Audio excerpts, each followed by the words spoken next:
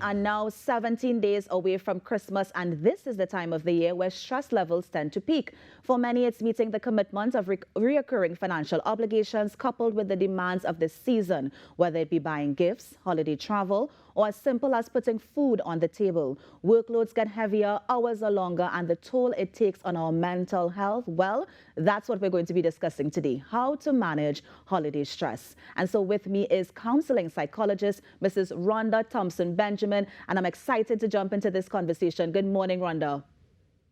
Good morning to you, and good morning to you, Trinidad and Tobago. How are you this morning?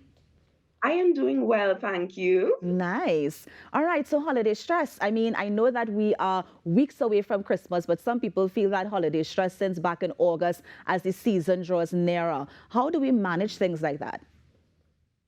So it's very important for us to know that our culture teaches us that Christmas should be a merry time, but we know that it comes with a lot of stress.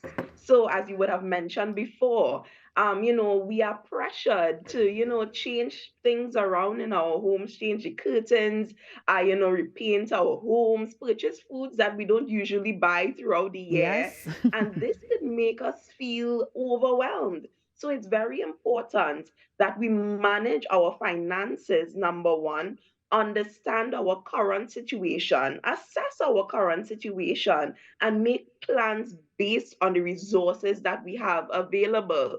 We would have just come out, or we are still coming out of the COVID period, and many persons would have lost their jobs, lost loved ones. So it's important for us to understand that things may not be as extravagant this year.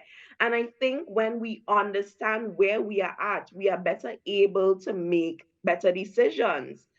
For some persons who have begun, mental health, uh, you know, intervention, so therapy or counseling, maybe going to a psychiatrist, I will advise you to continue going those sessions because we know things can get very busy, but it can also become very overwhelming. So Yeah. it's very important that we stick to these, obligations so that we can take better care of our mental health.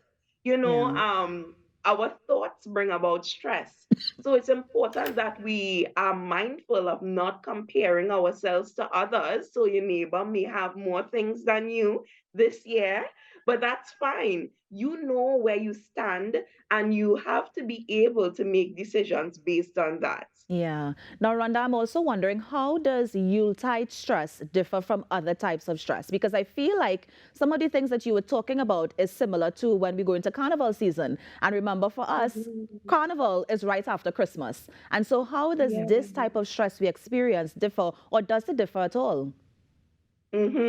So there are stress that really encourages us to make better decisions, to prepare, and sometimes when we find that that stress is prolonged for an extended period, then we become a little worried about that state. So for many persons, as you mentioned, since from September or August, that stress is now building because we are seeing Christmas coming. So that prolonged stress, you realize that people can come down with health concerns. So after they purchase everything that is necessary to enjoy the season, they end up in the hospital. And those things that they would have bought to enjoy at the events that they would have prepared for, they are no longer able to enjoy those events. So it's very important for us to understand the difference between stress that motivates us to prepare and plan, and that stress that can be ongoing. In terms of the Christmas season, what is usually stressful is that many persons take on loans that Mhm. they are unable to keep up with in the upcoming new year. So from August, you're stressed out, and then into the following year, now you have added stress. Yes?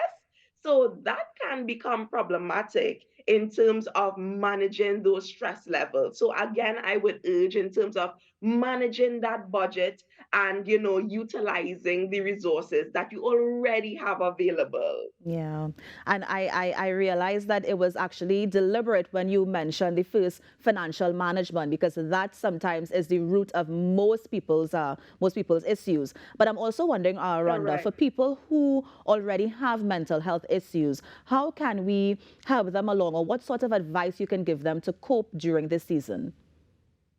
So, if you experience suicidal ideation, so you have suicidal thoughts, or maybe you would have attempted before, and you find yourself going into a dark place, it's important for you to meet with a mental health practitioner and that you both come up with a safety plan.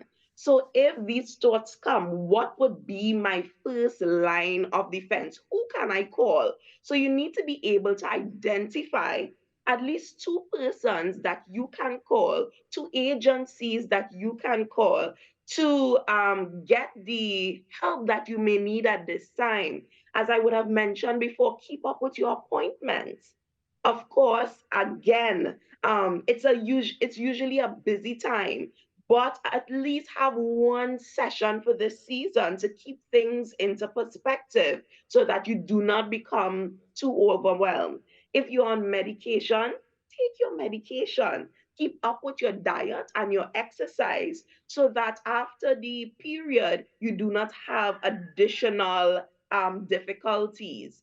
And continue using those tools that you would have learned throughout the year. So, those are some practical tools that persons who already have mental health concerns can follow, especially in this season. Yeah. Now, of course, while the Yuletide season often brings joy and it brings celebration, it brings the opportunity to bond, there's also that issue of loss, right? Some people will be going through the Mhm. loss of key family members in their households. How do we deal with that as Yeah. well? Well, first of all, you have to listen to your body.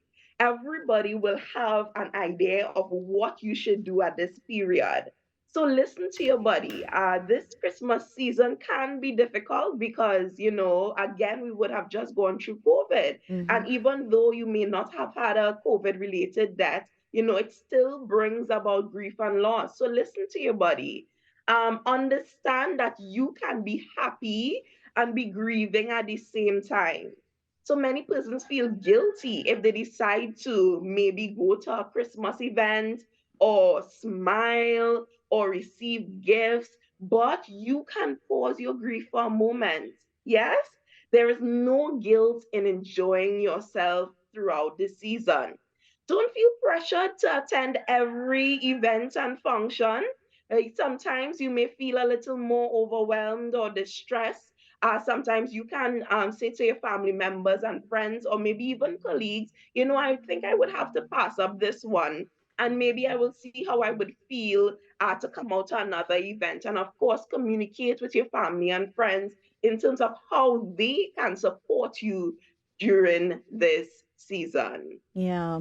And any words of advice for those who might be isolated during this time? Is it as simple as going out to a family member? I mean, I know that one of these Mhm, symptoms of depression is isolation. And so if somebody is going mhm. through that at this point, how can we encourage them to kind of get out of that and try to enjoy the season? Yeah. So it's very important in terms when we talk about depression, that is a mental health disorder. So of course you would have to continue taking your medication. That is really, really important if it's prescribed. Additionally, reach out to persons that you care about, persons that you feel that you can connect with that would not be judgmental. So, sometimes you could have your fluctuations in your moods, so reach out to one person, you know, just try to connect with them and make the season as enjoyable as it can be. Sometimes we feel as though it has to be an entire day, but if you can go out for 30 minutes, it's better than isolating yourself during this period.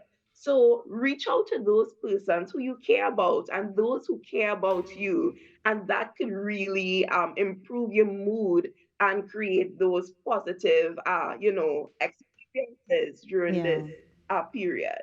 And Rhonda, final question. I know that in my opening lines, I would have said that people experience that stress from since August. When should we start to mentally prepare for this season?